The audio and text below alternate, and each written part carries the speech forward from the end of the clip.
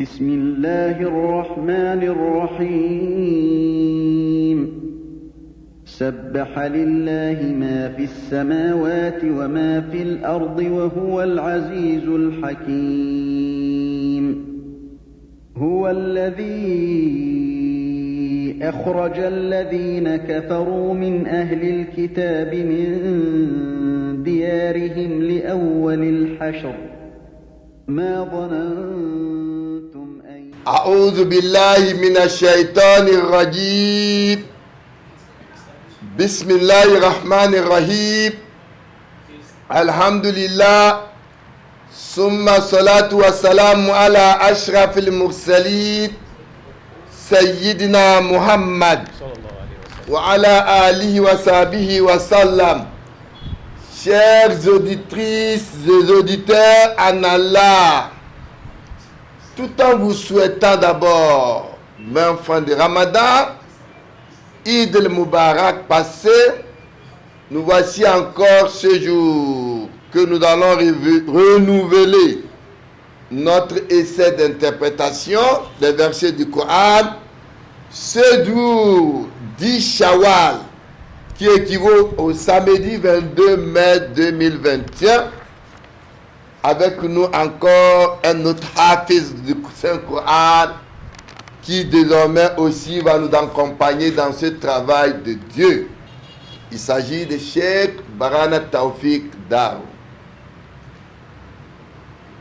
Nous sommes aujourd'hui en pleine période des 6 jours de Shawwal que certains commencent encore par nous dire que ce jeûne n'existe pas. Se basant sur des faits qui ne sont pas fondés, ils attribuent cela comme encore une innovation. Les tests étant clairs, dans Hadith Muslim, il a été rapporté que le prophète a recommandé ce jeûne. Et si, parmi nos imams, un imam aurait interprété pour dire que lui n'a pas vu le tahabin jeûner et il n'a pas vu les preuves, cela ne voudrait pas dire qu'il a dit qu'il ne faut pas jeûner. Et même d'ailleurs, ils ont dit, quand ils disent quelque chose et que vous trouvez des preuves dans le Coran ou dans le Hadith, vous laissez ce qu'ils ont dit. D'abord, il n'a même pas interdit ce jeûne. Et en matière de jeûne surrogatoire, le prophète même a dit Khayru Qiyam Qiyam Daoud wa Khayru Siyam Siyam Daoud. Parmi les jeûnes surrogatoires, le meilleur est celui de Daoud. Il jeûnait un jour, il rompait un jour, comme aussi il se levait beaucoup plus que le prophète Mohammed. Si nous comptons encore les 6 jours pendant les jeûnes comme jeûne surrogatoire, il n'y a pas d'inconvénient pour les musulmans de jeûner jeudi, lundi, jeudi ou la moitié du mois comme le font certains, ou jeûner les 6 jours pour avoir la récompense divine. Qu'Allah nous accorde tous la récompense. Amin. Le 24 avril, nous avons terminé notre essai d'interprétation de Surat al-Kahf, qui était le 12 Ramadan 1442. Nous avons eu à conclure que cette sourate al-Kahf, nous a résumé du verset 1 en 8 que le prophète a invité les gens à renoncer à l'idolâtrie et il a invité les gens à adopter la doctrine de Tawhid. Dans cette sourate al-Kahf, le prophète a encouragé les gens à renoncer à adorer le monde. Parce qu'aujourd'hui, nous sommes en train d'adorer le monde, la course vers la richesse et le pouvoir. Et croire à la vie après la mort. L'histoire des habitants de la caverne, vous vous rappelez d'où est né le christianisme, nous a fait comprendre la vraie religion révélée par Dieu. Et dans cette sourate Kahf, nous avons eu à parler de l'histoire de l'épreuve de la connaissance entre la discussion entre Hidr et Moussa, qui nous prouve qu'en termes de connaissance, Celui qui croit connaître une quantité prodigieuse de choses qu'il ignore, en réalité ne connaît rien. Et l'histoire de la gestion du pouvoir que Zulkarnain nous a donc démontré. Et dans cette sourate, on nous a fait comprendre qu'il y a un développement spirituel et progrès même après la mort. Inch'Allah, avec la permission de Dieu, nous allons donc aujourd'hui commencer encore une autre sourate qui n'est que sourate Mariam. Ce jour, 10 Shawwal, qui équivaut au samedi 22 mai 2021, nous allons, avec la permission d'Allah, commencer par Souratul Kahf. Cette sourate nous parle de l'histoire de chaque messager de Dieu avec les relations personnelles, avec leur environnement. Il nous a parlé du prophète Yahya avec son père Zacharie. Cette sourate nous parle de Jésus avec sa mère Marie. Dans cette sourate, on nous raconte l'histoire d'Abraham avec son père non-croyant, Moïse avec son frère Haroun, Ismaïl avec sa famille, Idriss dans une station élevée où il a été appelé. Cette sourate nous a révélé avant le départ des musulmans vers Abyssine, c'est-à-dire 7 ans avant l'Hégire. Zacharia était excité à avoir une progéniture de Dieu pour sa mission qu'Allah lui a donnée.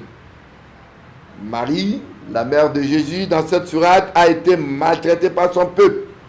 Mais Jésus l'a réconfortée et était clément envers elle. Abraham, qui a été persécuté pour sa foi par son peuple, dont son père faisait partie. Moïse a été aidé par son frère Haroun. Ismaël a été élevé, sa famille dans la piété. Idriss était pieux et digne de confiance. Cette sourate prend son nom de verset 7.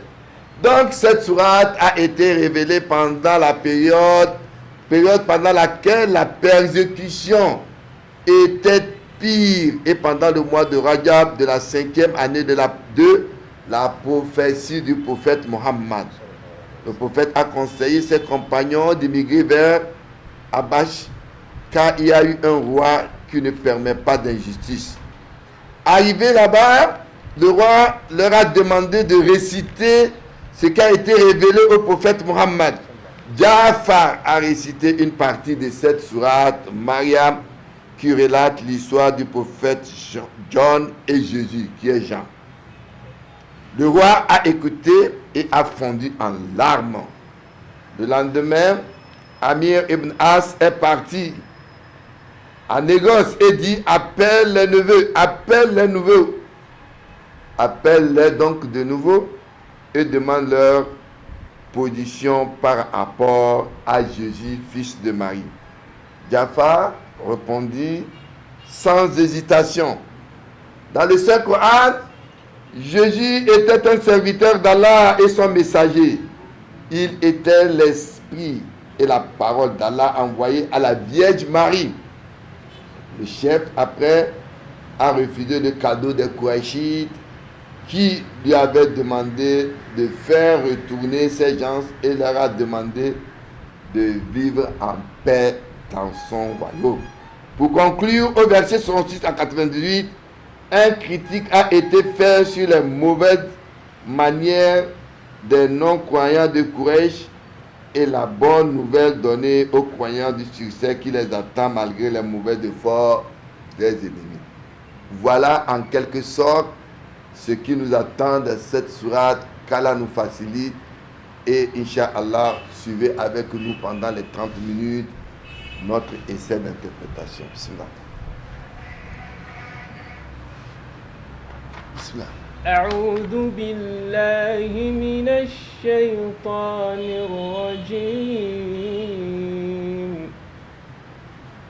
بسم الله الرحمن الرحيم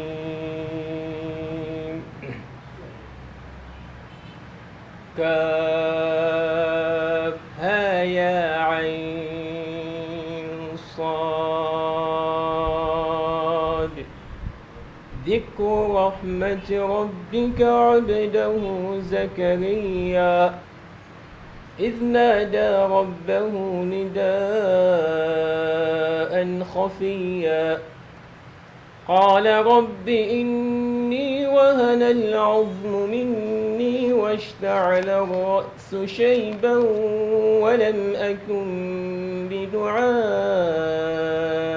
رب شقيا وإني خفت الموالي من ورائي وكانت امرأتي عاقرا فهب لي من لدنك وليا يرثني ويرث من آل يعقوب واجعله رب رضيا يا زكريا إنا نبشرك بغلام اسمه يحيى لم نجعل له من قبل سميا قال رب أنى يكون لي غلام وكانت امرأتي عاقرا وقد بلغت من الكبر عتيا قال كذلك قال ربك هو علي هين وقد خلقتك من قبل ولم تك شيئا قال رب اجعل لي آية قال آيتك ألا تكلم الناس 3 ليال سويا صدق الله العظيم. Donc,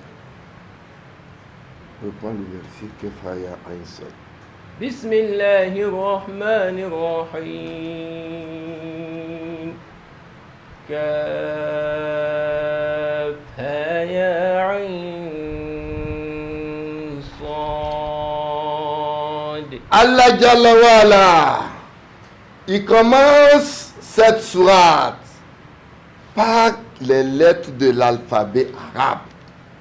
Allah subhanahu wa ta'ala, il a commencé par les lettres que nous connaissons, la lettre Kaf, Ha, Ya, Ain, Sod. D'abord, les lettres de l'alphabet arabe ont des significations. Leurs valeurs numériques ont des sens. Le alif a une valeur numérique de 1, le ba le 2, le jim le 3, ainsi de suite. Ici, le kaf a une valeur numérique de 20, le ha a une valeur numérique 5, le ya a une valeur numérique 10, le aïn a une valeur numérique de 70 et le sod a une valeur numérique de 90. Kaf, ha, ya, aïn, sod, quand vous ajoutez ces valeurs numériques entre eux, vous avez une valeur de 195. Cette valeur numérique de 195 est utilisée par certains pour autre chose. C'est pourquoi d'ailleurs, Allah parlant de ces gens dans le Saint-Coran, il dit وَتَبَعُوا مَا تَتْلُو الشَّيَاطِينُ عَلَى مُلْكِ سُلَيْمَانَ وما كفر سليمان ولكن الشياطين كفروا. Il y a des gens au temps de Suleiman. Et vous voyez aujourd'hui encore cette pratique, vous allez voir certains écrire des trucs islamiquement, des versets du Coran avec ces chiffres qui ont des interprétations qu'ils manipulent. Et ces manipulations, Allah dit dans le Saint-Coran, il y a des gens qui suivaient ce qui se passait au temps de Suleiman. Mais Suleiman n'avait pas cru. C'était les shayatines. Mais ici, le même nombre kaf min asmaïla. Ça fait partie encore des noms de Dieu. Le kaf min kabir, le ha min hat, et le had c'est celui qui est guidé. Le yai min hakim, l'intelligent. Le Aïn min alim, le connaisseur. Wasad min sadiq, le véridique. Allah subhanahu wa ta'ala sait mieux le sens de l'interprétation et le fait qu'il a placé ces lettres qui ont des valeurs numériques à cette sourate au début. Bismillah. ذكر رحمة ربك عبده زكريا. Allah subhanahu wa ta'ala nous dit Zikr rahmati rabbik. Zikr, quand on parle de zikr, c'est un rappel, c'est un récit de la miséricorde de ton Seigneur. Zikr, c'est la lecture du Saint-Coran. Le zikr, c'est égrener les chapelets pour appeler à Allah les istighfar. Zikr, c'est faire sortir de chemin ce qui peut endommager. C'est un rappel, c'est un récit. Mais ici, ce rappel ou ce récit dont Allah nous parle ici, Allah nous dit de la miséricorde de ton Seigneur envers son serviteur Zacharia. Zacharia, c'est Zacharie que vous connaissez. Et quelle a été donc la miséricorde de ton Seigneur envers lui? Les versets nous diront cela. إذ نادى ربه نداء خفيا. Allah Jalla wa'ala nous dit, le prophète Zacharia, Iznada Rabbahu. Allah dit ce prophète, lorsqu'il invoque son Seigneur, Allah dit, Nida'an khafiya. Il a invoqué son Seigneur d'une invocation secrète. Ça voudrait dire qu'après l'adoration de Dieu, nous avons toujours ce qui nous tient à cœur. Et que nous invoquons Allah à l'invocation secrète, parce qu'il veut garder la lumière divine, car ses frères sont dans l'égarement. Invoquer secrètement Dieu voudrait dire que vous prenez un engagement envers vous-même et votre Seigneur pour votre propre doléance que vous voulez de lui. Et c'est pourquoi Dieu nous dit dans le Saint-Coran,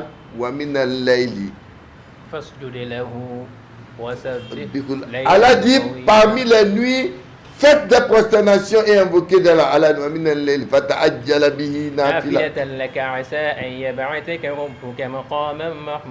Donc parmi les nuits, faites un effort aussi pour vous lever la nuit profonde et invoquer votre Seigneur. Cela. قال رب إني وهن العظم مني واشتعل الرأس شيبا ولم أكن بدعائك رب شقيا. Allah Jalla wa'ala nous dit Qala Rabbi. Il dit oh mon Seigneur, inni wahana al-azm, mes os sont affaiblis. Inni wahana al-azmu minni washta'ala ra'su shayba. Le prophète Zacharie, quand il a invoqué Allah secrètement, il dit que sa tête s'est affaiblie, ou bien sa tête et ses os sont affaiblis.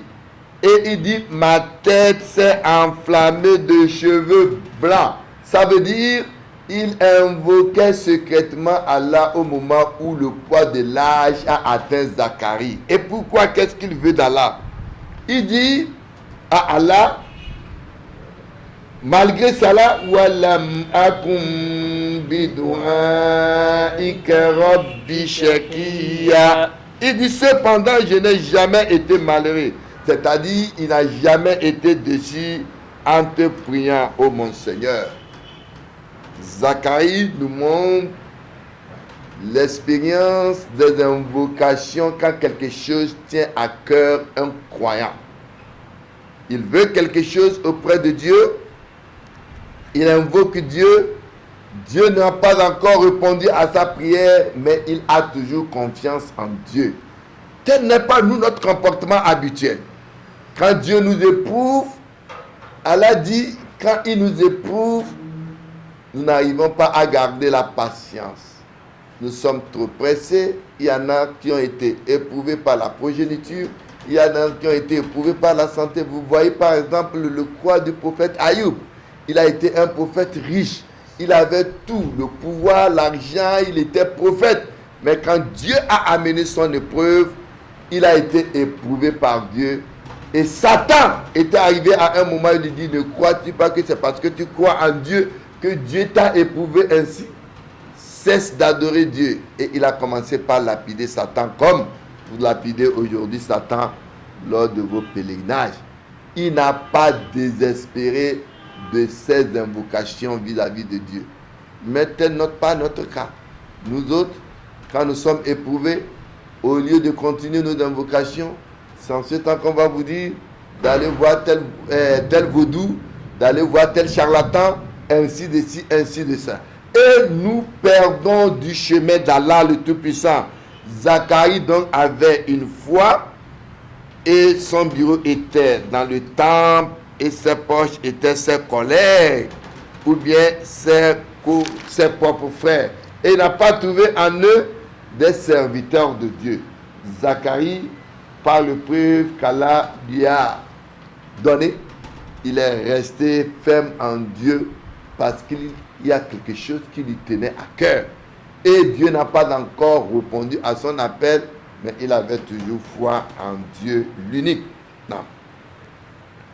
وإني خفت الموالي من ورائي وكانت امرأتي عاقرا فهب لي من لدنك وليا.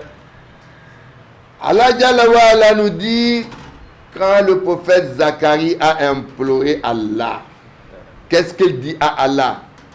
Wa inni khiftu li mawaliya min wara'i. Le prophète Zacharie, il dit, je crains le comportement de mes héritiers après moi. Il dit, Wakenati muraati ankirat, et ma propre femme est stérile. Donc ça veut dire, le prophète Zacharie, dans son invocation, étant un prophète de Dieu, il a déjà vieilli, la femme aussi a vieilli, et en plus elle est stérile, il n'a pas eu d'enfant. Allah subhanahu wa ta'ala, yahabul man yasha inasa, wa yahabul man yasha zukura. Allah, quand il décide ce qu'il veut, il vous donne des progénitures, il peut vous donner des garçons, des filles, mais voyez, et quand il veut, il décide, il vous rend stérile, vous n'allez pas avoir d'enfant. C'est sa décision. Alors, Zacharia, ce n'est pas la progéniture qui lui tenait à cœur. Mais il se dit que ses propres frères ne croyaient pas en Dieu. Alors il veut une progéniture sainte de lui. Il dit alors,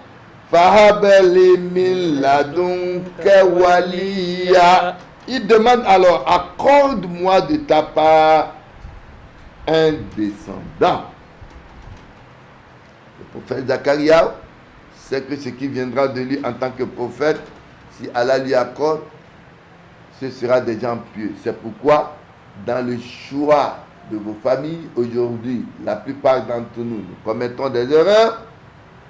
Quand on veut choisir une femme, comme le prophète a recommandé, de regarder Zatadid, celle qui a la foi en Dieu, parce que après vous, ce que la progéniture donnera, vous serez interpellé. Et vous ne serez pas content de voir que après vous, vous avez une progéniture qui a délaissé la religion de Dieu. Afin de comprendre la position de la prophétie de Zacharia, le descendant du prophète Haroun, l'on doit comprendre le système qui vous gouverne la prophétie des enfants d'Israël. Après la conquête de la Palestine, Tout le territoire était divisé entre les 12 tribus de la descendance du prophète Yacoub comme héritier, et le 13e tribu des héritiers était doté de services religieux et devoirs. Les descendants d'Haroun étaient divisés en 24 familles qui sont venues servir la maison du Seigneur par tour. Et l'une de ces familles était Abra. Donc, le chef était Zacharie. Donc, le devoir de Zacharie était d'aller dans la maison du tour de sa famille. La famille d'Abia, qui était religieusement et moralement solide, sont capables de poursuivre le travail de la mission qui m'est confiée. Aujourd'hui, cette progéniture, après des milliers d'années, plus de 3000 ans qui se sont évadés aujourd'hui, pose un problème terrible dans cet endroit contre ce peuple palestinien opprimé. Mais Allah subhanahu wa ta'ala a promis quand même une victoire dans le Saint-Coran. Quand il dit Goulibatiru Alif Lam Nam. Allah dit Goulibatiru fi adnal ard.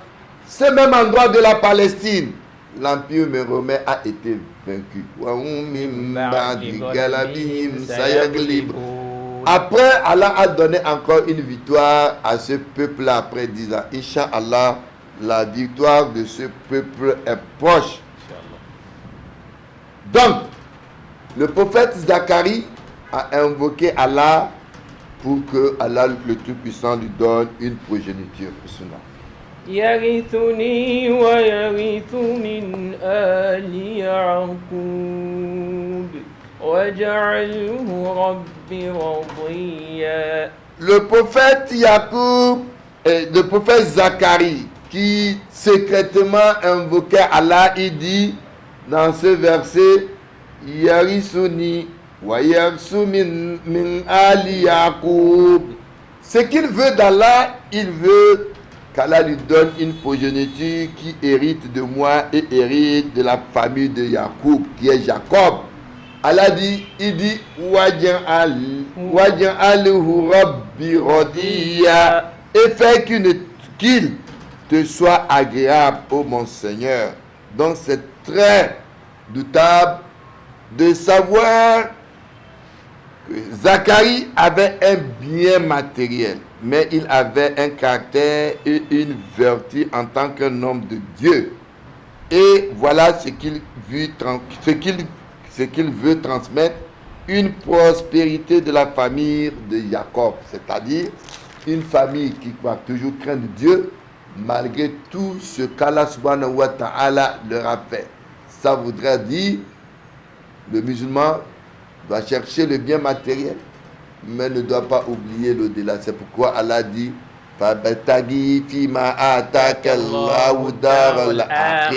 Allah dit cherchez le bien de cette vie-là. Allah dit il ne faut pas oublier ta part à l'au-delà. Donc le prophète Zacharie, à partir de cette progéniture, cherchant le bien de cette terre, mais veut une progéniture qui, encore à l'au-delà, va encore le sauver chez Dieu, va encore continuer avec sa mission. Aujourd'hui, beaucoup de gens cherchent le bien matériel, ils cherchent le bien de cette vie terrestre, mais oublient l'au-delà. C'est sur ce verset que nous allons arrêter notre tafsir de ce jour. Ce que nous avons pu dire de bien d'Allah. Les imperfections sont nos manquements.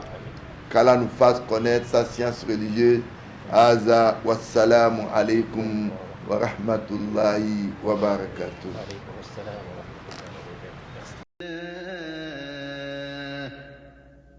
وتلك الأمثال نضربها للناس لعلهم يتفكرون